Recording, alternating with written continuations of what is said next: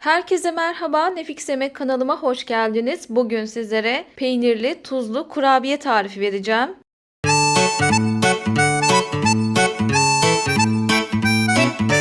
Tarifimizde kullanılan malzemeleri açıklamalar kısmına miktarlarıyla beraber yazarım. Oradan bakabilirsiniz. Yapımına geçmeden önce videomu beğenip kanalıma abone olarak destek verirseniz çok sevinirim. Tarifimizin yapımına başlayabiliriz. Bir karıştırma kabına oda sıcaklığındaki tereyağımı koydum. Üzerine yoğurt ekliyorum. Sıvı yağ ekliyorum. Sirke koyuyorum. Kabartma tozu, şeker, tuz ve yumurtanın akı. Sarısını üzeri için kullanacağız. Bu malzemeleri şöyle bir karıştıracağım. Daha sonra da yavaş yavaş kontrollü bir şekilde un ekleyeceğim.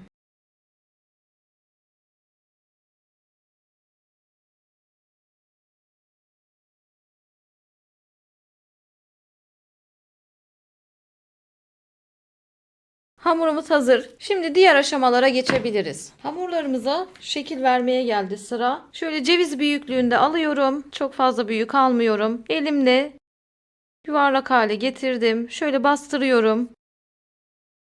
Önce bir içini açtım. Daha sonrasında içerisine peynir harcımdan koyuyorum. Peynirlerim beyaz peynir ve lor peynir karışık. İsterseniz zeytin de kullanabilirsiniz bu arada. Şöyle aşağıdan kapatmaya başlıyorum. Uçlarını kapattım, bitirdim. Tekrar ceviz büyüklüğünde hamurumdan aldım. Elimde yuvarlak hale getirdim. Şöyle açtım. İçerisine peynir harcımdan koydum. Şöyle biraz da yapıştırıyorum ki oynamasınlar diye.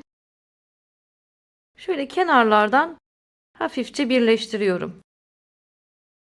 Bütün hamurlarımızı bu şekilde hazırlayalım. Hamurlarımızı hazırladık. Şimdi üzerlerine ayırdığım yumurta sarısından sürüyorum.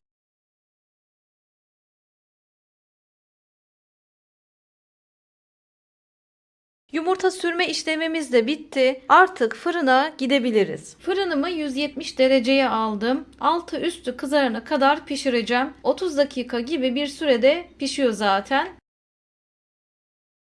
Kurabiyelerimiz hazır. Şöyle bir tanesini de göstermek istiyorum size. Bu tarifi mutlaka denemelisiniz. Gerçekten çok lezzetli ve kıyır kıyır bir atıştırmalık. İçerisine dediğim gibi istediğiniz malzemeden koyabilirsiniz.